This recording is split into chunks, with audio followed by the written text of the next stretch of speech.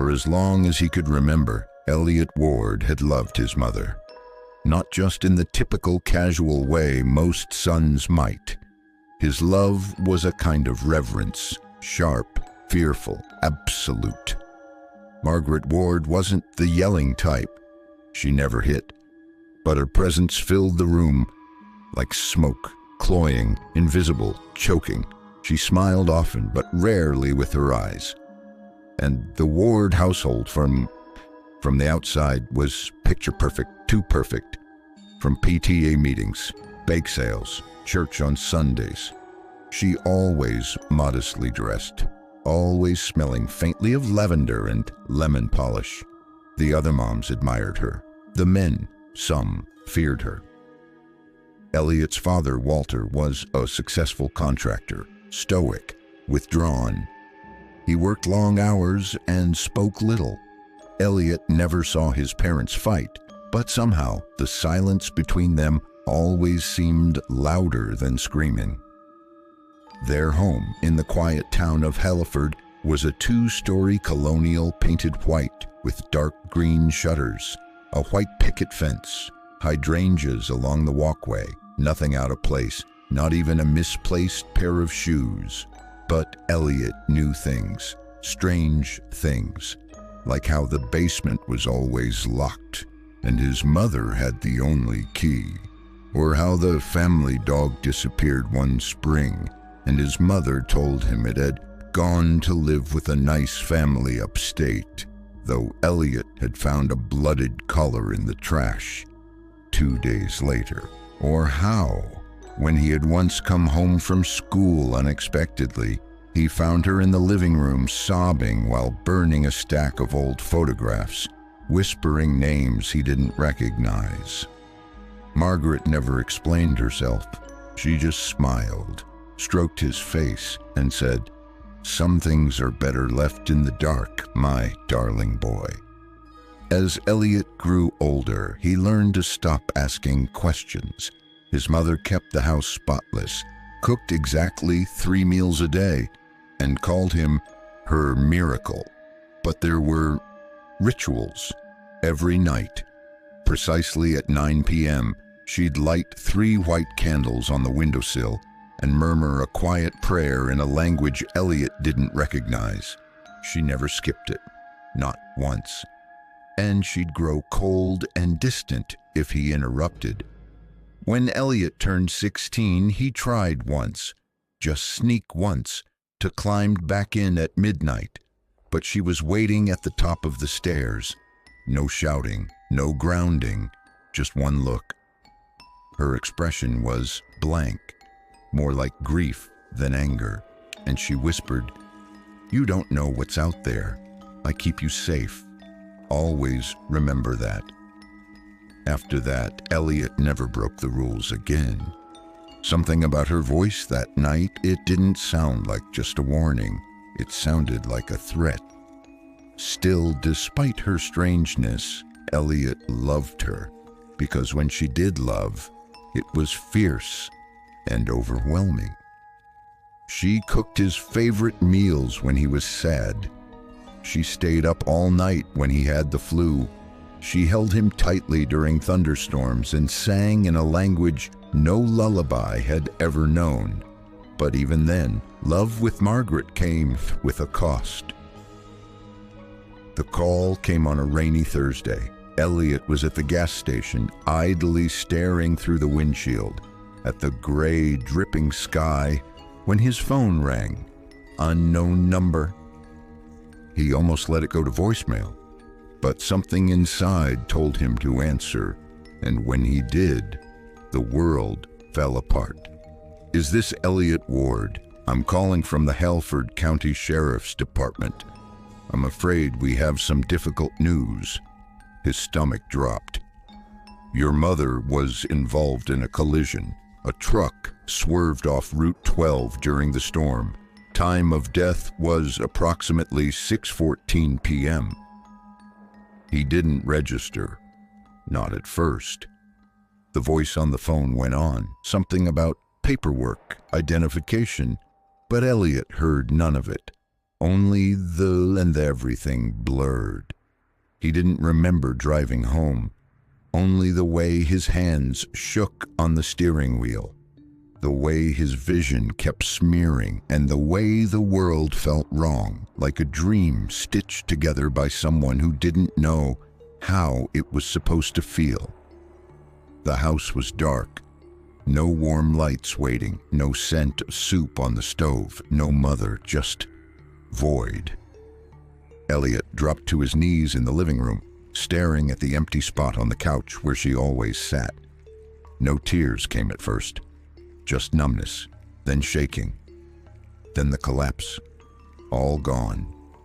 He sobbed into the carpet, broken, wordless sounds that scraped the back of his throat like glass. Memories flooded him. Her hand in his hair, her humming voice, the sharp scent of lavender, all gone. And worst of all, he hadn't said goodbye, hadn't told her he loved her, hadn't even known it was the last time. He curled against her empty chair that night and whispered into the dark, "Come back, please, just once." At the funeral, people cried. Walter stood like a statue, hands clenched behind his back, jaw tight.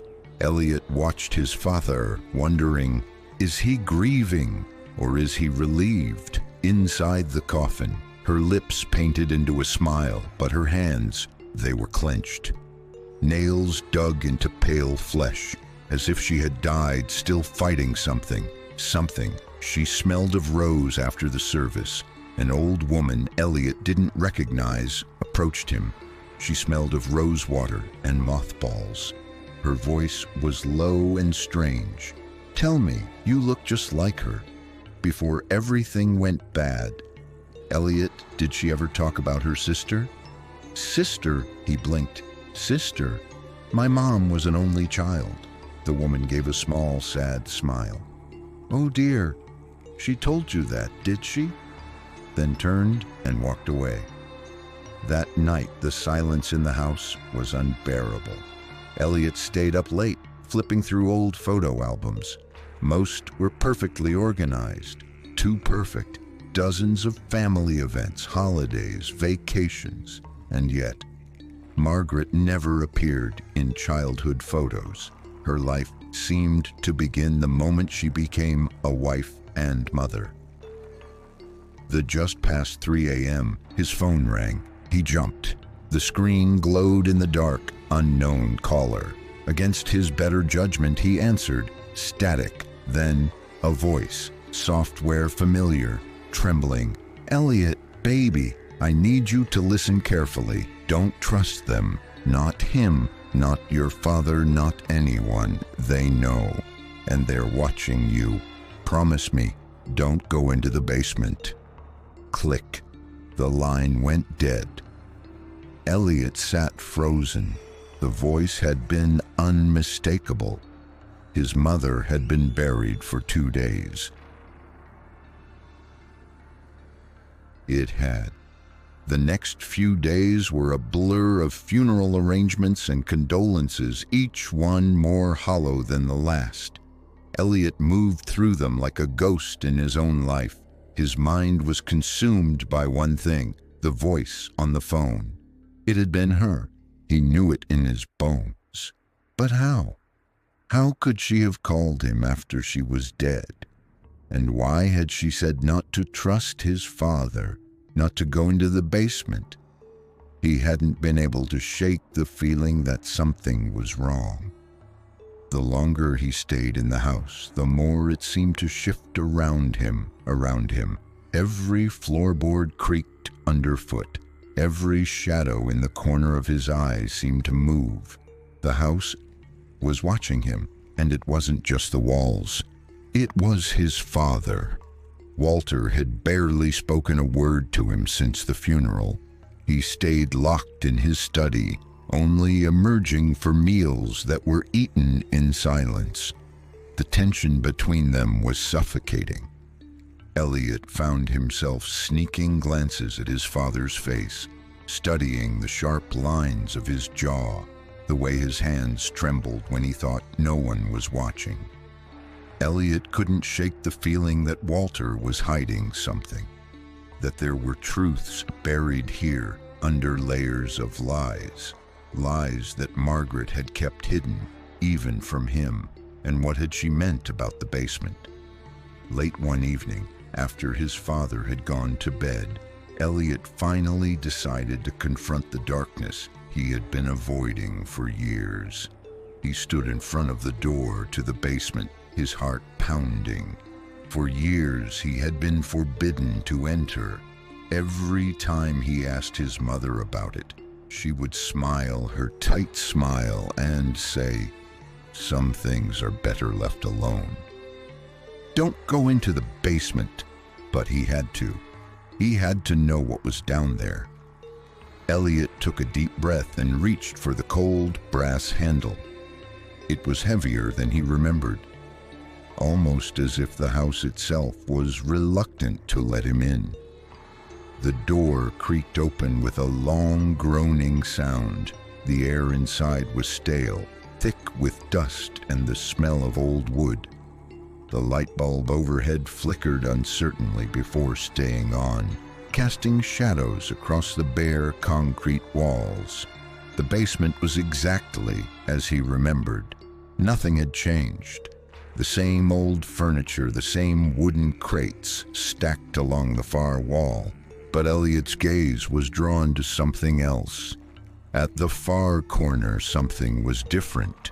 A small wooden door. Eliot had never seen it before. It was tucked away, hidden behind a shelf full of old boxes. It was almost as if the door had been added at some point. His breath hitched.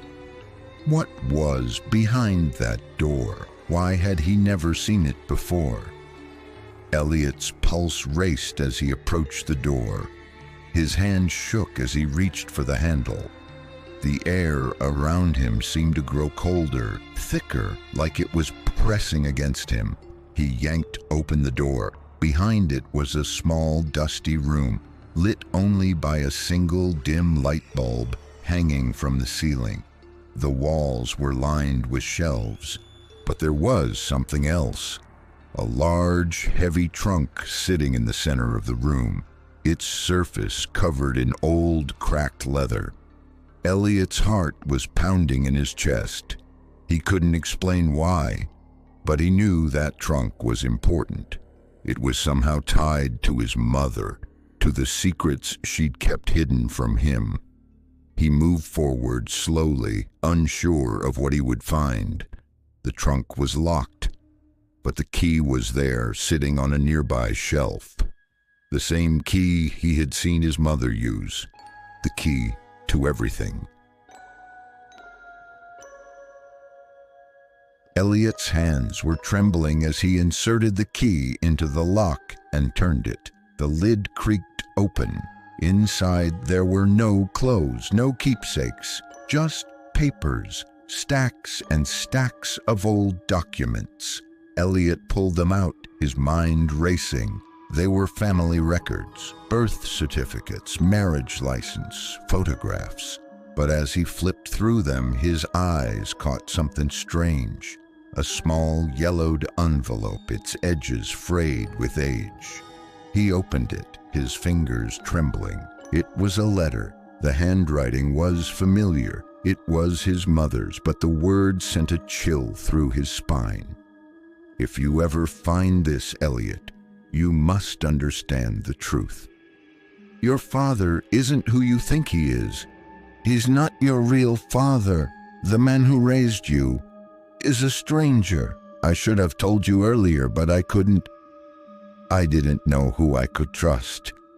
The man who I married is a liar, and he's been hiding something from you, from us. The truth is buried, and it's more dangerous than you can ever imagine.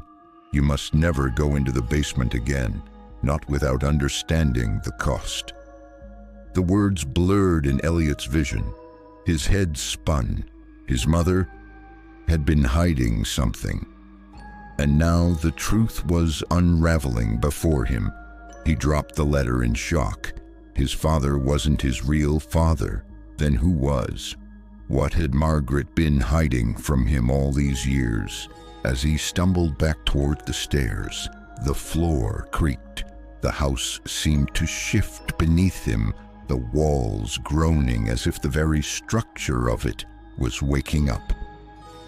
Eliot's hand brushed against the wall, and in the flickering light, he saw something. A figure standing at the top of the stairs. A shadow. He froze. It was Walter Dott. His father's face was pale, his eyes sunken and wide with a strange, unreadable emotion. He stood perfectly still, staring down at Eliot as though he had been waiting for this moment. "You shouldn't have gone down there, Eliot," Walter said quietly, his voice low and dangerous. "Now you know too much."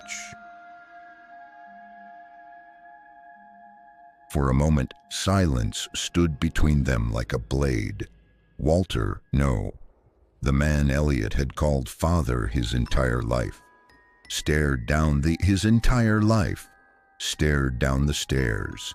His shadow stretched long, distorted by the flickering light behind him. His voice echoed again, softer this time. "I told her you'd find out one day. I just hoped I'd be dead by then." Eliot couldn't move. The letter still trembled in his hand. The words, "not your real father," rang louder than any thunder, sharper than any scream. He opened his mouth, but no words came. Only the sound of his breath, shallow, fast, like something was tightening around his throat. "Why," Eliot finally whispered, "why did she lie? Why did you lie?" Walter sighed and sat down at the top of the stairs. His face looked older than ever, etched with lines of regret, but his eyes were distant, cold. He spoke without emotion, like recalling someone else's nightmare. "Because the truth would have killed you sooner. 25 years ago. Margaret wasn't supposed to survive. That's what Walter told him. She had been pregnant with Eliot when she tried to run. She'd discovered something buried deep in the town records about Walter's past, about his family, about how many people had disappeared after crossing paths with him. He'd followed her that night, made her promise to keep it secret, to raise Eliot as if everything were normal. A normal home, a normal father. But the truth didn't sleep, and Margaret, despite her promises, had been planning to run again. "I didn't kill her," Walter said, his voice trembling with restraint. "The crash was real, but I knew it was coming. I knew because—" He paused. "Because I tampered with the brakes weeks earlier." Eliot's vision blurred. He took a step back, his back hitting the basement wall. "You... what?" Walter stood now, slowly descending the stairs, step by step. "It was never supposed to be like this, Eliot. But your mother was going to take you and disappear. And you're not just anyone." Eliot froze. "What does that mean?" Walter reached the bottom. He looked into Eliot's eyes, and for the first time, Eliot didn't see a father. He saw a keeper, a jailer. "You were born different," Walter said. "You've seen things, haven't you? Since you were a child. Dreams, shadows, whispers in the night." Eliot remembered. The dreams of a woman drowning in blood. The whispers that came from behind mirrors. The way the attic door sometimes opened by itself when no one was home. He had thought he was losing his mind. "It's in your blood," Walter said. "Not mine. Heron, your real father, wasn't human." The room turned to ice. Eliot stepped backward, heart thundering. "You're insane. You think Margaret didn't know?" Walter's voice hardened. "You think she didn't see what you could do? that she didn't hear you talking in your sleep in a voice that wasn't yours. Stop. She was going to take you to him, to that thing, but I saved you, Eliot.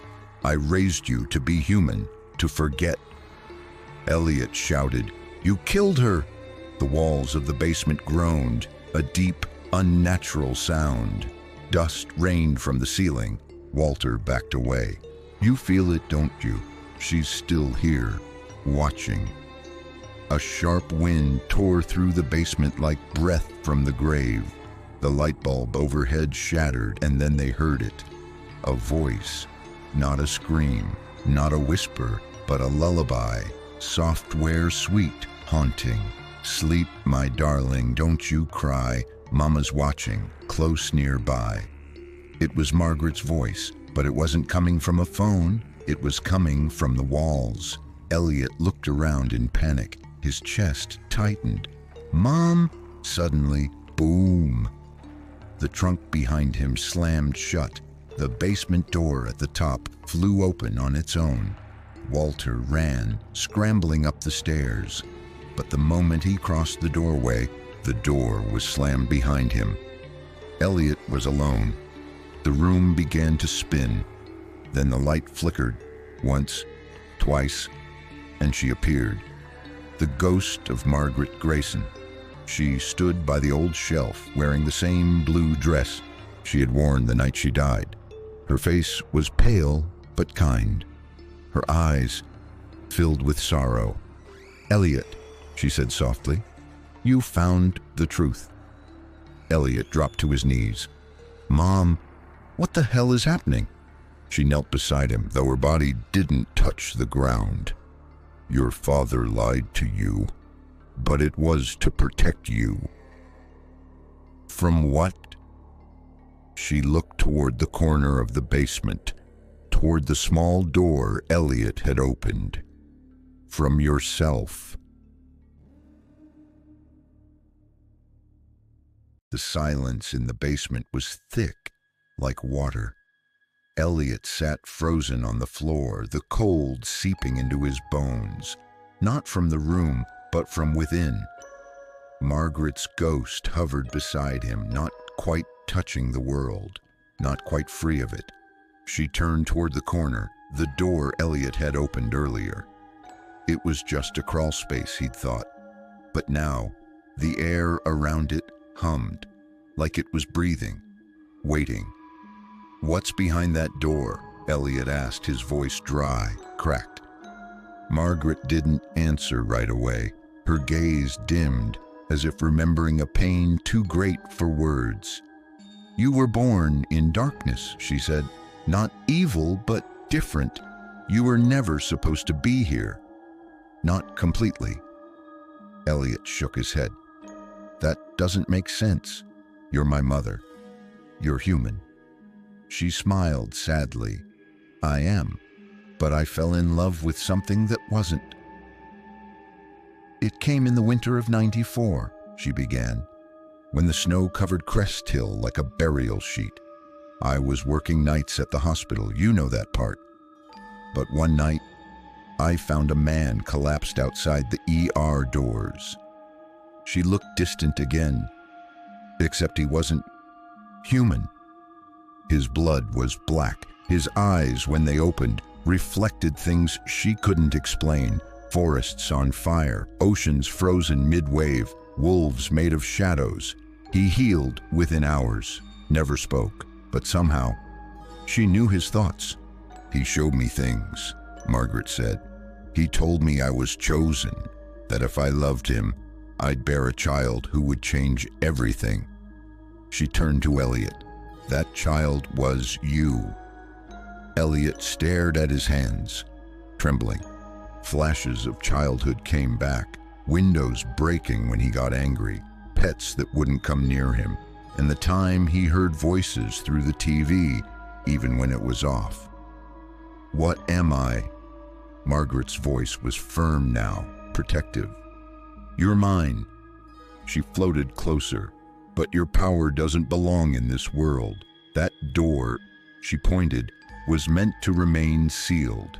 It leads to what your real father left behind, the place where your nightmares come from.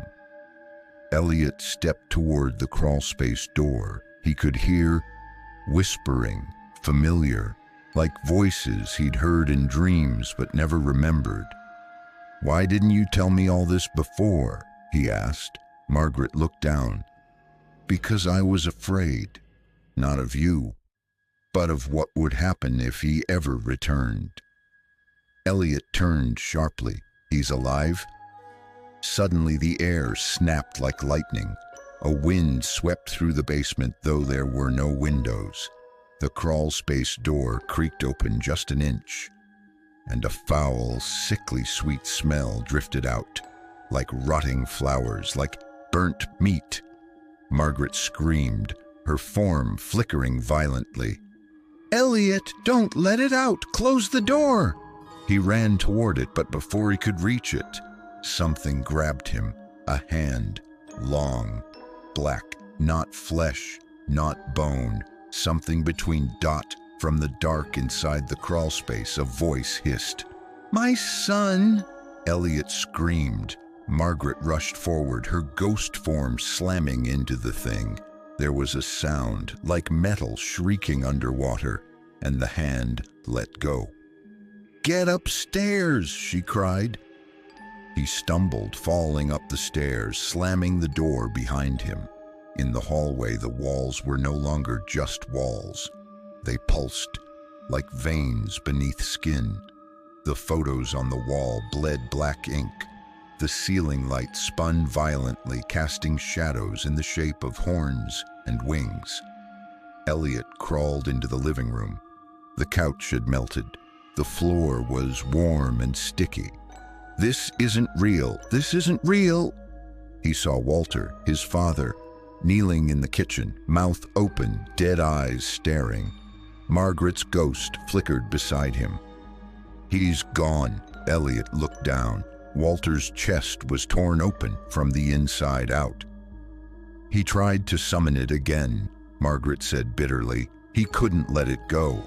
Couldn't let you go." Margaret turned to Eliot. "Now it's up to you. The blood in you can bring it fully into this world, or seal it forever." "How?"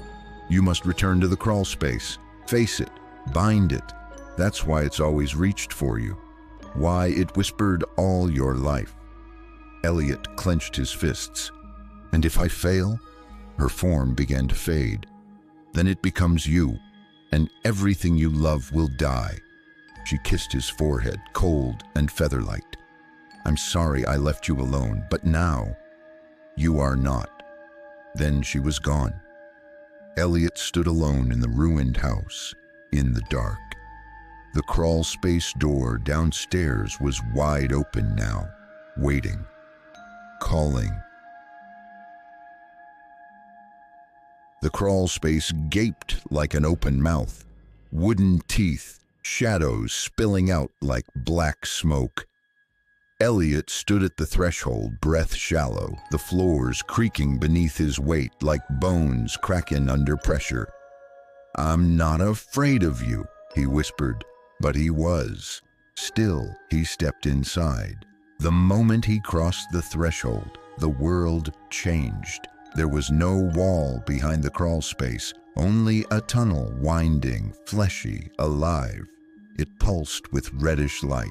As Eliot walked, the ground squished underfoot like muscle tissue soaked in blood.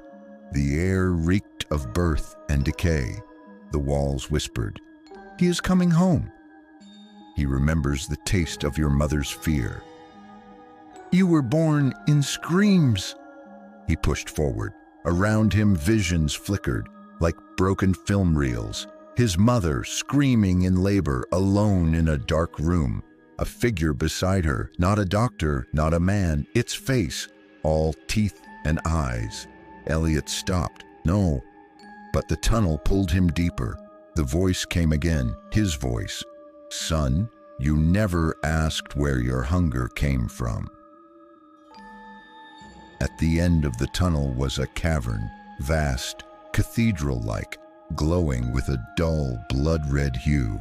At its center stood a throne, made of spines, bones stacked and twisted, and upon it a figure rose, tall, thin, skin like scorched leather stretched over inhuman muscle. Its face shifted, sometimes man, sometimes wolf, sometimes flame, but always. Father quotation mark. You came. Eliot stared, fists clenched. What are you? The thing smiled. Your legacy. It stepped down from the throne, each footfall echoing like thunder in Eliot's chest. You carry my blood, your anger, your dreams, the way you never belonged. It was me. Eliot shook. You killed my mother. She killed herself. She denied you your purpose. But now, you're here. I can finally complete you. The entity lunged forward, hand outstretched, not to strike, but to merge. Its fingers slipped into Eliot's chest, phasing through skin like smoke into smoke. Suddenly, Eliot's mind fractured. Images exploded, a field of corpses, dogs with human eyes barking at a red moon. Himself as a child, laughing as insects burned beneath his fingertips. His mother binding a black book shut, sobbing, chanting his name like a spell. Stop! Eliot screamed, his body arcing in pain. Get out! He remembered now how the nightmares weren't just dreams, how the mirror cracked the night his dog died, how he sometimes heard voices that told him to hurt others, voices that sounded like his own. He fell to his knees. The thing smiled. You can't run from what you are. Suddenly, a glow erupted behind Eliot, a faint blue shimmer. A woman's figure emerged. Margaret, radiant now, no longer flickering. She held a small, ancient dagger. Its blade was etched with symbols that hurt to look at. Her voice rang clear and strong. Let him choose, damn you. The entity shrank back. Eliot looked up, dazed. Margaret knee beside him. You have his blood, but you are not him. You have my heart, my will. She placed the dagger in his hand. You choose what becomes of you. Eliot rose. In his left hand, the dagger. In his right, the power humming from his father's grip. Fire and blood and promise. The entity spoke again. Come with me. You will never suffer again. You will be feared, worshipped. Margaret whispered, kill him. End the cycle, or you'll become the very thing I tried to protect you from. Silence. Then a scream, the sound of something ancient being cut.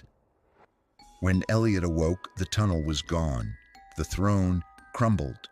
The entity vanished. He sat alone in the basement. The crawl space was just that, small, dusty, empty, but his hand still held the dagger, and the air felt clean. Margaret appeared one final time. Thank you, she said. Now I can rest, and so can you. She kissed his forehead, warm this time, then faded into light. Days later, Eliot moved away from Crest Hill, but sometimes, when he looked into mirrors, he swore he saw his father watching, waiting. And the dagger, he keeps it close, just in case.